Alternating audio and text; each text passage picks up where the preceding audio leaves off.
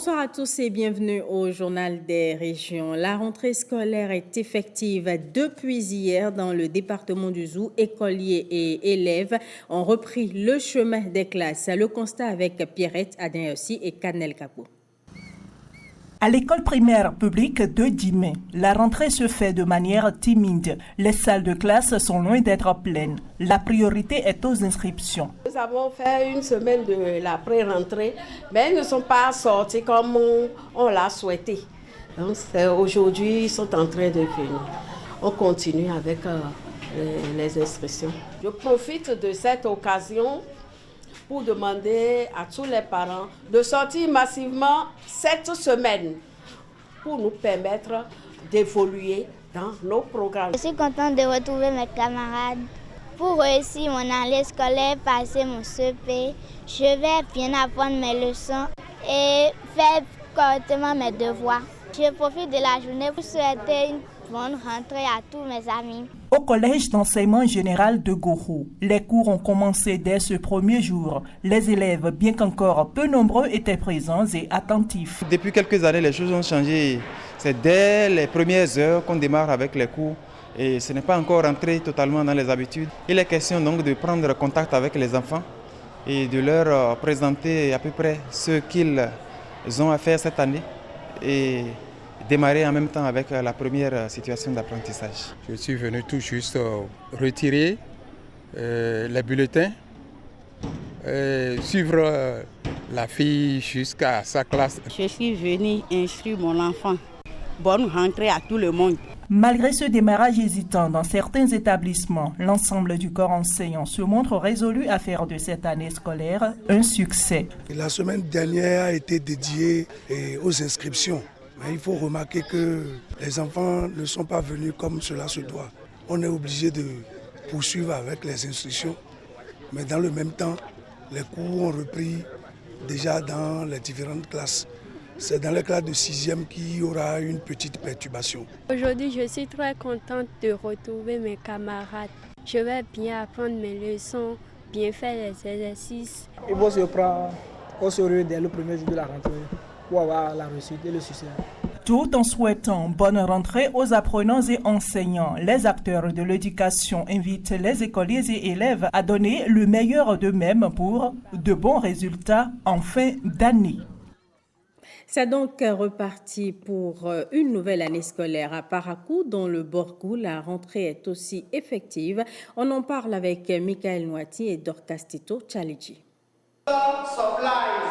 L'heure est à la prise de contact entre les apprenants et leurs enseignants.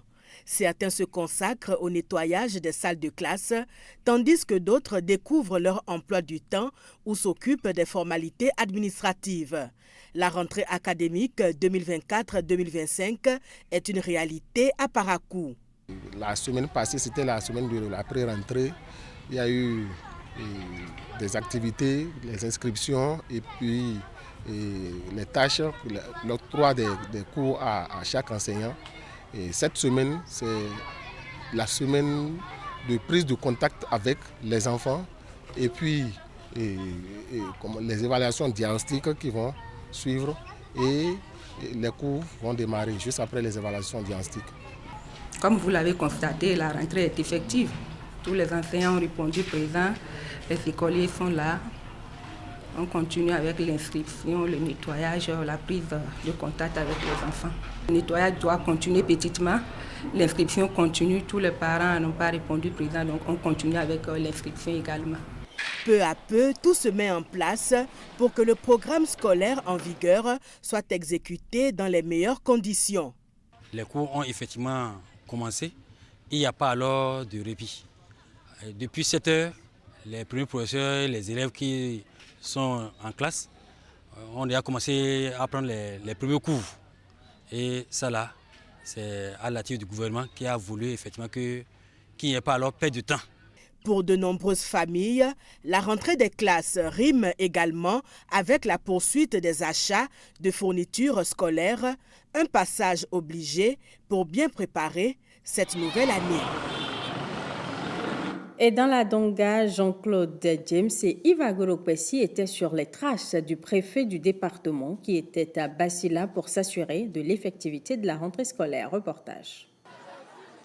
Un cours primaire et 2 CEG ont reçu la visite de l'autorité préfectorale.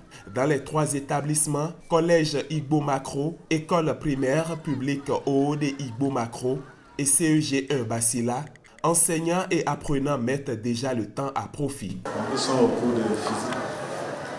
Je voudrais vous souhaiter une excellente année scolaire et aussi profiter pour sensibiliser tous les acteurs à vraiment travailler avec beaucoup de détermination pour que ensemble nous puissions rééditer les meilleures performances au titre des différents examens. Un grand merci à tous les acteurs pour tout ce qu'ils font. La reprise des cours, une occasion de retrouvailles, mais surtout une période de travail acharné quand on se fixe des objectifs. À mon arrivée, j'ai rencontré mes amis et je suis dans une classe supérieure.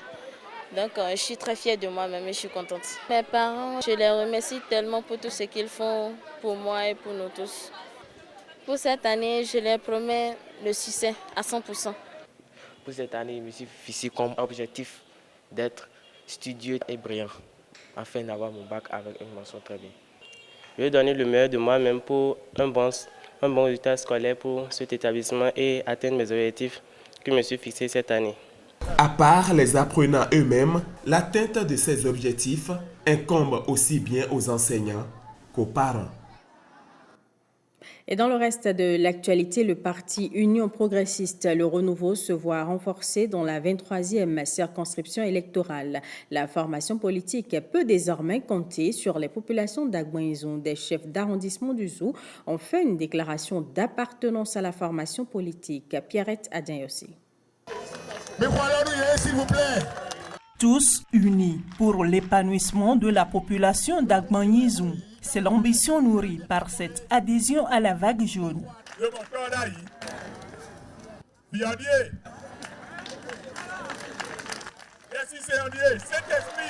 Séduit par les idéaux que défendent le parti Union progressiste Le Renouveau, Alexis Doumpe, chef de l'arrondissement de Kota, et Firmin Nancy, celui d'Adenigon et toute leur base se rallient désormais à la grande famille du Baobab coiffé par l'arc-en-ciel pour la suite de leur combat politique. Nous vous garantissons qu'en nous joignant à vous, nous allons contribuer à la culture de ces vertus qui fondent notre parti. Votre décision d'appartenir au parti Union progressiste Le Renouveau témoigne de votre volonté à donner à la commune d'Agboinzon l'élan du développement qu'elle n'a jamais obtenu. Cela nous porte à 9 sur 10 arrondissements qui portent l'étendard de l'UPR dans notre commune. Cela mérite qu'on acclame.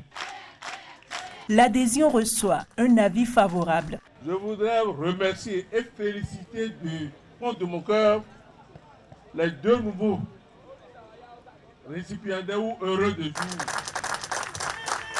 Notre décision est mue par le souci de cohésion et de mieux-être de notre peuple qui souffre tant de nos divisions et de nos politiques politiciennes.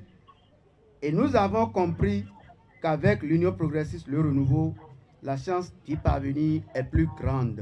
Je voudrais, au nom des députés de l'Union progressiste Le Renouveau de la 23e circonscription électorale, remercier chaleureusement ces braves élus communaux qui ont pris la décision de nous rejoindre en vue de contribuer à porter haut l'étendard de notre parti Union progressiste Le Renouveau. Le combat politique, Alexis Doumpe et Firmin Nancy vont désormais le mener au sein de l'Union progressiste Le Renouveau. Prochain défi, les élections générales de 2026.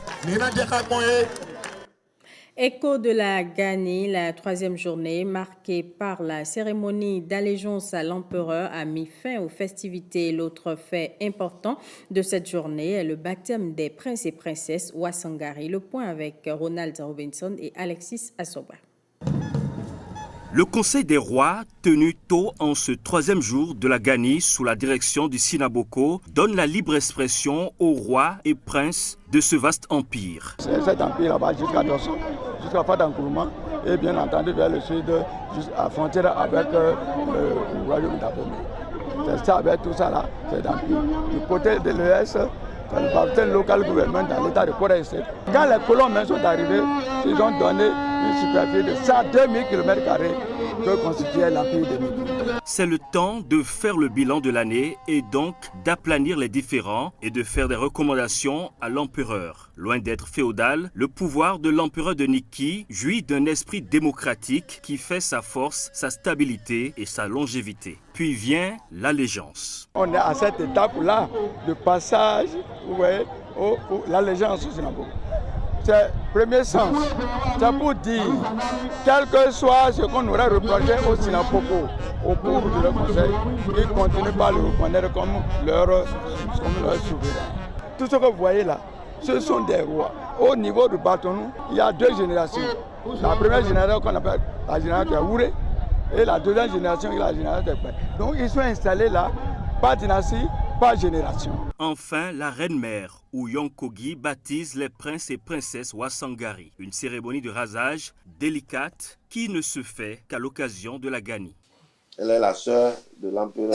Elle est vénérée. Tous les princes doivent se coucher pour la saluer. Comme elle ne peut pas être partout, elle a des représentants à qui elle a attribué des rasoirs qui font ça de l'autre côté. Si elle fait mal, les peuples vont se mélanger. On peut baptiser les Bariba. Voilà, ils n'ont pas droit au trône d'empereur. Parmi nous, on a le peuple Gando. Si elle ne surveille pas bien, elle peut les baptiser aussi. En les baptisant, ils ne finiront pas prendre le grand trône là demain. Elle veille beaucoup sur ces cas-là avant de raser. La Kayesi, ce cérémonial d'allégeance, est également l'occasion pour les rois, dignitaires et princes du Barothème de présenter leurs vœux de nouvel an au Sinaboko. La 7e édition du tournoi de football dénommé Amos Champions League Langenfin s'est achevée. La finale a eu lieu à Cana en présence de plusieurs personnalités, dont le ministre d'État en charge du développement et de la coordination de l'action gouvernementale. On retrouve Pierrette Adiayossi et Kadnel Capo. La pluie n'a pas eu raison de la finale de la 7e édition du tournoi Amos Champions League Langenfin qui a opposé l'équipe des Bulf FC de Zakota à celle de TP Mazembe de Boikon. Malgré la nature très peu clémente de ce week-end, la finale a connu son vainqueur au bout des séances fatidiques de tir au but. L'équipe de TP Mazembe de Boikon, ici en maillot cendre, a remporté le grand trophée des médailles en or, un jeu de maillot, de ballons et une enveloppe financière. Le tir au but, c'est une question de chance et on a gagné. Moi, je suis très heureux pour ce trophée.